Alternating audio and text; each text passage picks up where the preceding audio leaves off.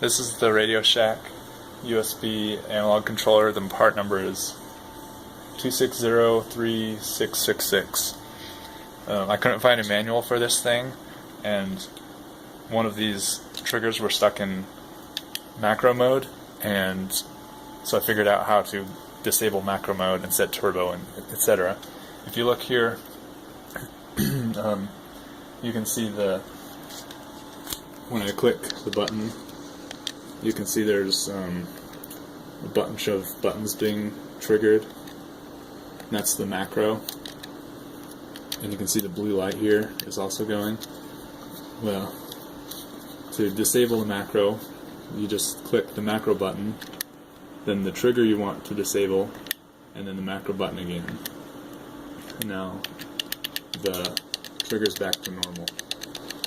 This program is JS Test, I think. JS Test JoyToKey. It's on Ubuntu. Anyway, another thing you can do, if you want to get your macro back, you click the macro button, the trigger you want to use for the macro, and then you record your macro. Say that's some cheat code or something. And then click the macro once you're done. Now when you click the trigger, your crazy macro is fired. And you can clear it out by doing macro, trigger, macro. Now it's back to normal.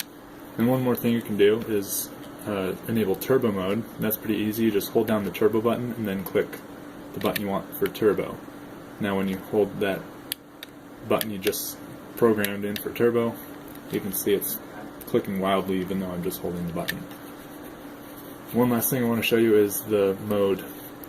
If you look at the analog thing right here, it's not doing analog, it's doing kind of digital where it's either on or off on each axis. If you click the mode button, it switches to analog mode where you got that smooth action. So this is like Mario 64, you'd want this. This is old school Mario, you'd want that, or you could just use these. Directional pad. That's it. Hope that helped. Have a great day.